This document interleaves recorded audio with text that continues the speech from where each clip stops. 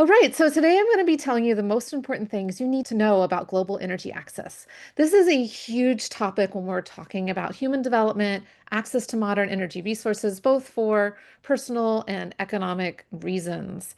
And so, what I'm going to try to give you today is kind of a framework to think about energy access. What does that look like for humanity on the planet?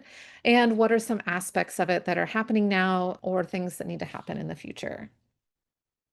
So first is just take a really big step back and thinking about a sustainable energy system for now and beyond. There's a lot of different aspects to having a sustainable energy system. There's economic, security, environment, and society pieces of this puzzle. And so we have to think about how to make this energy system affordable, secure, protective, and accessible in order to have a robust and reliable energy system for all. And so we're going to talk through some of the pieces of that, particularly in the developing world, that are formulating right now. One of the ways that United Nations has set up as a framework to think about sustainable development and access to energy is our sustainable development goals. And many of these sustainable development goals actually align or intersect with energy access.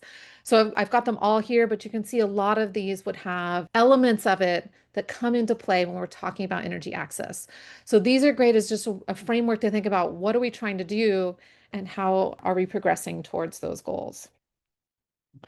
So, to talk about where we are today, global energy consumption, and this is modern energy consumption, is highly inequitable. When I'm talking about modern energy, that's energy that's bought and sold. So, you think about that as our fossil fuels, our natural gas, coal, and oil, things like our electricity. So, nuclear, hydro, wind, solar, geothermal, these are all our modern energy resources.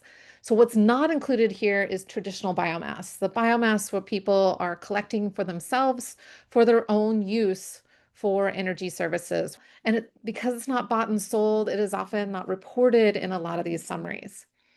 So just looking at our modern energy consumption and the impacts of it being highly inequitable, you can see the United States and some other Western countries have had access and have been large users of modern energy for a long time. Others, like China and India, have had growing access to modern energy. In places like Africa, it's still a very small percentage of the population actually has access to modern energy. And that really has impacts on development. The benefits of energy and energy access, energy consumption come with a certain range of energy consumption. And so, what we see in terms of quality of life and economic activity is on the low end and moving up to about 100 gigajoules per person per year is really the range of what we're talking about in terms of getting to a high quality of life or human development index. So at the low end, we're just talking about basic needs, whether that's from traditional or modern resources. As you move up and have more access to energy, you can do more productive things like irrigation of agriculture or enhanced communication, schooling, things like that. As you get even more access, you can then think about commercial and industrial development. So that's economic activity. And then, of course, you get into the place where you can have more comfort, heating and cooling, more access to healthcare, things like that. And so there's kind of this spectrum of energy consumption. There's a spectrum of that availability and reliability, and in terms of the quality of that energy. One of the ways we think about human life expectancy, education, and standard of living is something called the Human Development Index. It takes into account measures of those three aspects in order to think about where society is in different locations. What I really want you to take away is that access to modern energy is highly correlated with moving up the Human Development Index curve, especially at the low end. And as you get to a certain point, your Human Development Index doesn't get better with more access to modern energy. So I've been saying energy access, I've been talking about energy consumption, but what does it really mean? There are different definitions. This is just one that's kind of used by the World Bank or the UN to think about energy access. It's having reliable and affordable access to both clean cooking facilities and to electricity. And often in the past, it's been thought about as a basic bundle of services. Now people realize it's really more than just a basic bundle, but actually starting with that basic bundle and increasing levels of electricity over time because that is so important for economic and educational activities. So, access to clean cooking facilities, what does that mean? That means modern fuels and technologies. So, where are we today? Billions of people on our planet still live in severe energy poverty. And so, what I'm showing you is electricity here on the left and clean cooking fuels on the right. So, access to electricity is getting better. More and more people are getting access to electricity. That access can be defined in different ways. It doesn't necessarily mean it's reliable or it's long-term access, but we are seeing the deployment of more electricity options for more people on the planet.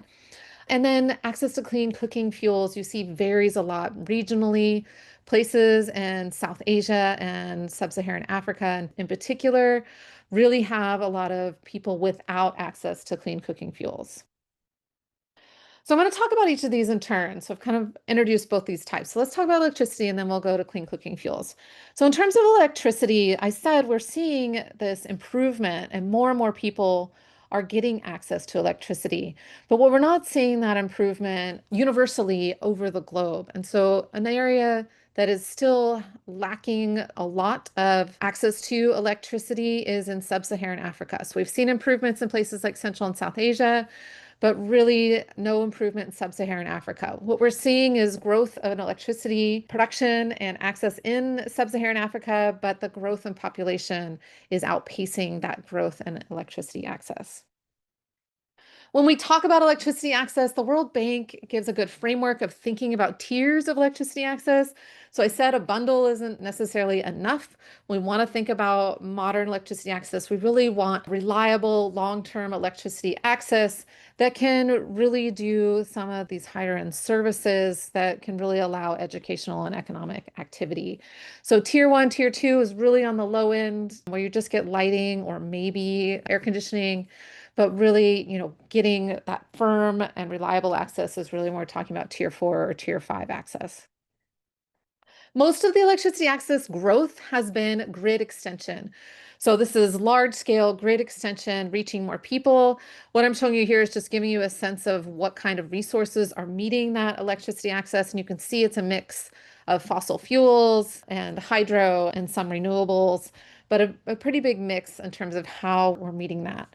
Off-grid solutions are emerging. We see kind of different layers of off-grid, everything from pico solar that's really only going to provide that tier one level of electricity access, all the way to grid, which if it's reliable, can really provide tier four, tier five services. Off-grid and mini-grid coming in the middle, where you can see mini-grid is kind of able to provide, in some cases, more like tier three or tier four electricity access. So what are we going to see in the future? People are expecting grid solutions are going to continue to grow. That's where we've seen a lot of the solutions so far. But mini grid and off grid are also growing, but again, may not have the ability to provide, more than tier two or maybe tier three electricity access. But we are seeing that growth. This is just giving you on microgrids because we hear a lot about microgrids as a solution, but you can see much of that is in tier one or tier two. So we are seeing that growth in some electricity access. It's just how much of that service can really be provided by these systems. Finally, another thing to think about for electricity is if you have industry, it often can serve as an anchor for energy access and make it more affordable to expand the grid to some of these rural locations that don't have electricity access now. And so partnering grid expansion with industry can be a really successful way of getting that more reliable access to some of these other locations that don't have electricity access today. Okay, so that's electricity. Let's talk about clean cooking fuels for a minute. So clean cooking fuels, what does that mean? These are just a variety of cooking fuels that we can use for cooking, everything from different types of biomass, coal, gaseous things, LPG, and electricity. These can all provide cooking. The traditional biomass tends to be pretty low cost and people can collect it themselves, but they have high health impacts and environmental impacts. And so that can be a challenge. Fuel availability can also be a challenge with traditional biomass. Improved biomass, this is thinking more about things like charcoals or even things like biomass digesters that can be better for the health impacts. And then you can see things like LPG, electricity, biogas, and solar cookers.